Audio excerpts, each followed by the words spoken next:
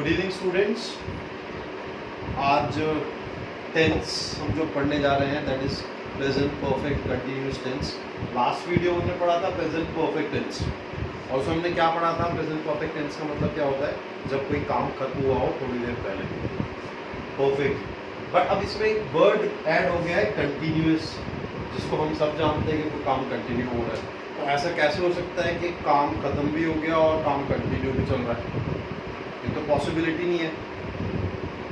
तो हम क्या देखेंगे कि इस टेंस में और सिर्फ प्रेजेंट कंटिन्यूअस टेंस में क्या फ़र्क है। प्रेजेंट कंटिन्यूअस टेंस में हम बोलते हैं आई एम टीचिंग इंग्लिश, कि मैं इंग्लिश पढ़ा रहा हूँ, लेकिन उसमें टाइम मेंशन नहीं होता कि मैं कब से पढ़ा रहा हूँ। बट अगर मैं इस टेंस के अकॉर्डिंग जाऊँगा तो मैं टाइम मेंशन करूँगा। जैसे I have been teaching English since 2008, since 2007। तो उसमें मैं बता रहा हूँ कि मैं 2007 से इंग्लिश पढ़ाया जा रहा हूँ। वो काम कंटिन्यू चले जा रहा है, खत्म हो भी सकता है और नहीं भी। ज़्यादातर लोग क्या बताते हैं कि कोई काम खत्म होने ही वाला है, बस चल रहा है काफ़ी दिन से, खत्म होने वाला है। But it's not necessary. ऐसा हो भी सकता है और ऐसा कंपल्सरी भी नहीं है। कई सेंटेंसेस में काम खत्म होने वाला होगा लेकिन चल रहा होगा, तो कई में वो काम कितना आगे तक चलेगा that depends on the situation. अब इसमें हम क्या देखते हैं, इसकी जो पहचान है लास्ट में वही आएगा, रहा है, रहे, रही है, रहा हूँ, जो हमारे प्रेजेंट कंटिन्यूअस टेंस में आया था कि जिसमें काम कंटिन्यू होता है। बस इसमें फ़र्क क्या है, इसमें टाइम लग जाएगा। जैसे मैं सुबह से तुम्हारा इंतज़ार कर रहा हूँ, अगर मैं इसमें से सुबह से निकाल दूँ तो ये सिंपल प्रेजेंट कंटिन्यूअस टेंस बन जाएगा, जिसमें मैं बोलूँगा कि मैं तुम्हारा इंतज़ार कर रहा हूँ, I am waiting for you. But अगर मैं सुबह से लगाऊंगा यानी टाइम मेंशन करूंगा तो मैं क्या यूज़ करूंगा? Has been, I have been waiting for you since morning.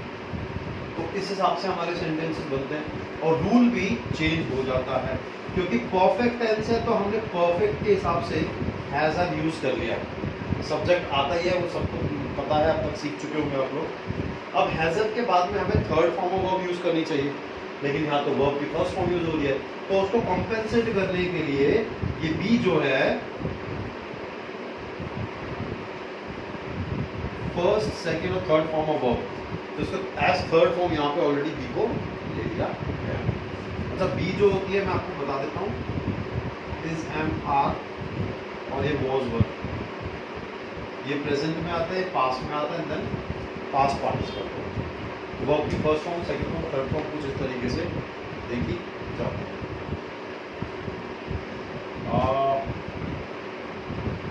अच्छा, एक चीज़ और कि जो हमको समझनी चाहिए यहाँ पर, वो ये कि दो चीज़ें हैं इसमें जो नहीं ऐड हुई हैं इसके अलावा, दैट इज सिंस और फोर। तो सिंस और फोर का यूज़ हम अभी थोड़े टाइम में समझेंगे, बट पहले कुछ एग्जाम्पल्स हम देख लेते हैं। अभी तो हमने वर्बल एग्जाम्पल्स किए थे, अब हम कुछ एग्जाम्पल्स यहाँ पे लिख लेते हैं। They have been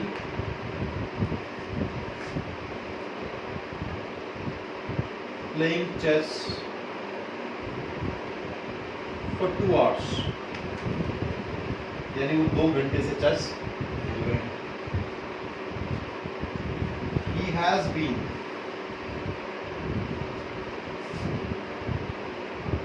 eating food since 6 PM। वो 6 बजे से खाना खाया जा रहा है। कब खत्म होगा वो यही जानता है, जिसका खाना है, जिसका पेट है।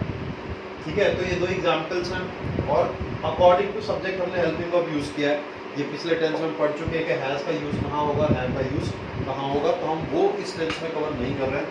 अब हम बात करते हैं, डायरेक्ट आते हैं सिंस और फोर पे, कि सिंस और फोर का यूज़ कैसे किया गया।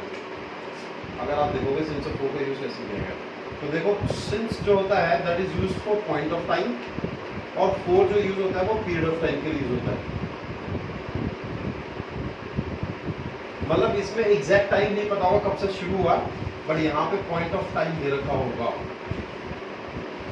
तो एग्जाम्पल देखते हैं, सिंस मॉर्निंग, तो यहाँ पे इवनिंग आफ्टरनून हम अपने आप समझ जाएंगे। सिंस 6 AM तो यहाँ पे PM भी हो सकता है, कोई 7 o'clock भी हो सकता है, 8 o'clock भी हो सकता है, according to time. Since yesterday, since 1999, या इसमें कोई भी ईयर हम लगा सकते हैं, आप मंथ लगा सकते हैं। Since March, since 15th of August, date भी ले ली हमने। तो जब बिल्कुल एग्जैक्ट हमको पता होता है ना, जैसे मान लो हम कहेंगे हम होली से मीठा, मैं होली से मीठा नहीं खा रहा हूँ, ठीक है, तो हम इसमें क्योंकि होली एक पॉइंट ऑफ टाइम हो गया तो हम यहाँ पे सिंस यूज करेंगे, कोई यूज नहीं करेंगे। मैं क्या बोलूँगा, I have not been eating sweets since Holi, वो पॉइंट ऑफ टाइम हो गया। अब 4 का हमको यूज कहाँ करना होता है, यहाँ पे पॉइंट ऑफ टाइम नहीं है, पीरियड ऑफ टाइम, 4 2 hours, लेकिन वो 2 घंटे कब स्टार्ट हो रहे हैं हम एग्जैक्ट टाइम नहीं बता रहे। For 9 years, for 10 months, for 3 weeks, for 2 minutes, for 5 days, कुछ भी इस तरह का चीज दिखने वाला हम यूज करेंगे, ठीक है। अगर हम यूज करते हैं जैसे last Sunday, last Monday, so we can use since. यहाँ पे मंडे, ट्यूसडे, वेडनेसडे भी हम यूज करते हैं, डेज भी, क्योंकि डेट यूज हो गई तो डे भी यूज होता ही होता है। तो आप लोग इसको वीडियो को पॉज कीजिए, आराम से इसको नोट डाउन कीजिए और समझिए कि पॉइंट ऑफ टाइम क्या होता है, जहाँ पे एग्जैक्ट टाइम आपको पॉइंट दे रखा है कि कब से स्टार्ट हो रहा है, और ये पीरियड ऑफ टाइम। अब हम बढ़ते हैं यहाँ पे सेंटेंसेस में कि हम पॉजिटिव, नेगेटिव, इंट्रोगेटिव सब इसमें कवर करते हैं। पहले हम पॉजिटिव सेंटेंसेस का ट्रांसलेशन देखते हैं। तो देखिए, रानी 2 साल से राजा को बेवकूफ बना रही है।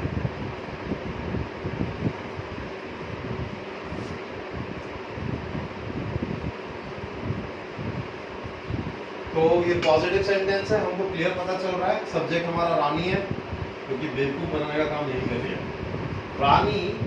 और क्योंकि 2 साल से है तो हम हैज बीन लगा देंगे, अगर 2 साल से नहीं होता तो हम यहाँ पे इज लगाते हैं।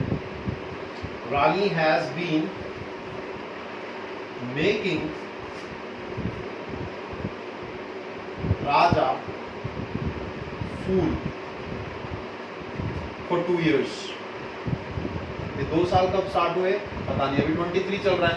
अगर यहाँ पे मैं 2021 मेंशन करता तो पॉइंट ऑफ टाइम होता तो हम सिंस लगाते, ठीक है। अब मैंने रानी और राजा इसलिए लिखा है कि मैं किंग और क्वीन वाला कॉन्सेप्ट तो हमारा खत्म हो चुका है, वो तो हमको देखने को नहीं मिलते। एक एग्जांपल और लेते हैं। अब सुबह से टीवी देख रहे हैं, सिंपल सेंटेंस है। We have been watching TV since morning, क्योंकि सुबह एक पॉइंट ऑफ टाइम है। तो हम इस तरीके से सेंटेंसेस बनाते अपने चलते हैं। अच्छा, यहाँ पे हमने वॉचिंग टेलीविजन की जगह पे वॉचिंग टेलीविजन इसलिए यूज़ किया है कि जब आप ध्यान से कोई चीज़ देखते हैं, बिल्कुल कॉन्सेंट्रेट होके, तो उसके लिए वॉच यूज़ होता है। चाहे आप वो किसी इंसान को ध्यान से देखें, चाहे आप वो कोई टीवी को देखें, चाहे वो मोबाइल देखें, कुछ भी देखें, it has to be watch. तो ये थे पॉजिटिव के आपके एग्जाम्पल्स। अब आते हैं हम डायरेक्ट नेगेटिव पे।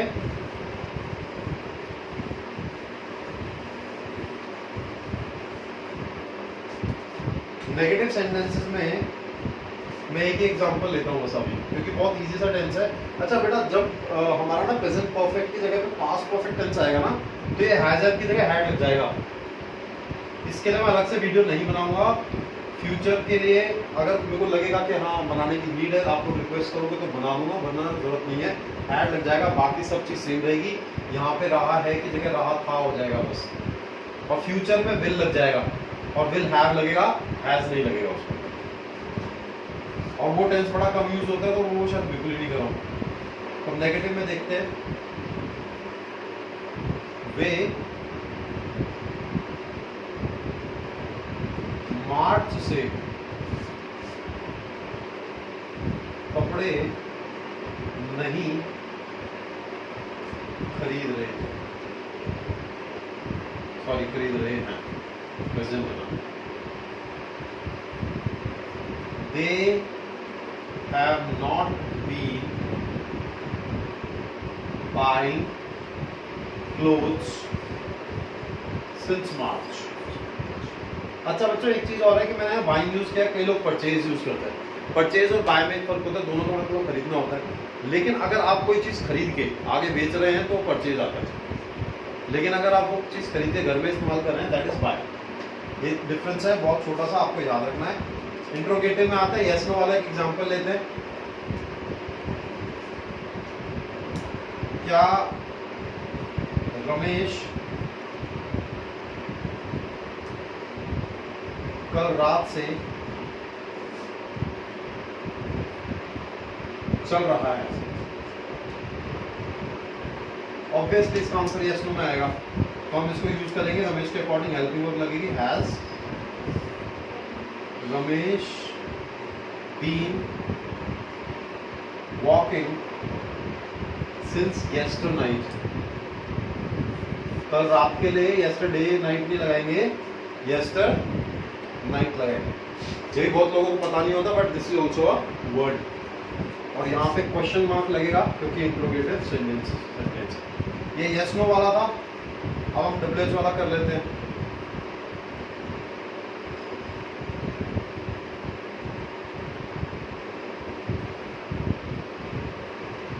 दोपहर से क्या सोच रहे हो?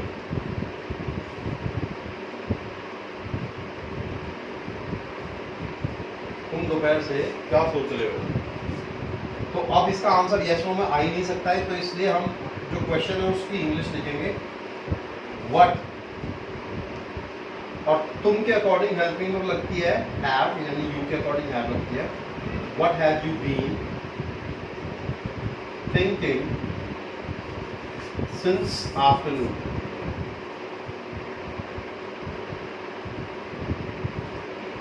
And then question mark. तो बच्चों ये थे आपके बड़े सिंपल तरीके से समझे जाने वाला जो टेंस है उसके कुछ एग्जाम्पल्स। आप इसको यूज़ कीजिए, जो पॉइंट्स आपको बताए गए उनको ध्यान रखिए। अगर इस वीडियो में आपको कुछ भी लगता है कि कुछ भी थोड़ा बहुत भी करेक्शन रिक्वायर्ड है तो आप कमेंट कर सकते हैं, अगली वीडियो में उसको एड्रेस किया जाएगा। कोई भी डाउट होते हैं आपको उसको भी एड्रेस किया जाएगा। मैं फिर आपको बता रहा हूँ कि अगर आपको अच्छे से प्रैक्टिस करना है तो PS गुप्ता की हिंदी इंग्लिश ट्रांसलेशन एक बुक आती है, एंडी उसकी वो होती है पब्लिकेशंस, सिर्फ 65 रुपीज़ की आएगी। आपको बहुत सारे एग्जाम्पल्स मिलेंगे प्रैक्टिस करने के लिए उसके ऊपर, तो आप वो यूज़ कीजिए और इंग्लिश सीखते रहिए, क्योंकि हम हिंदुस्तानी हैं तो translation method is the best method जब हम बात करते हैं ग्रामर सीखने। जो स्पीकिंग की बात आती है उसके लिए अलग तरीके से टेक्निक अप्लाई होती है, वो हम बाद में देखेंगे। आप ऐसे वीडियो को देखते रहिए, सीखते रहिए। मेरा उद्देश्य यहीं पे फिनिश हो जाएगा। Thank you so much.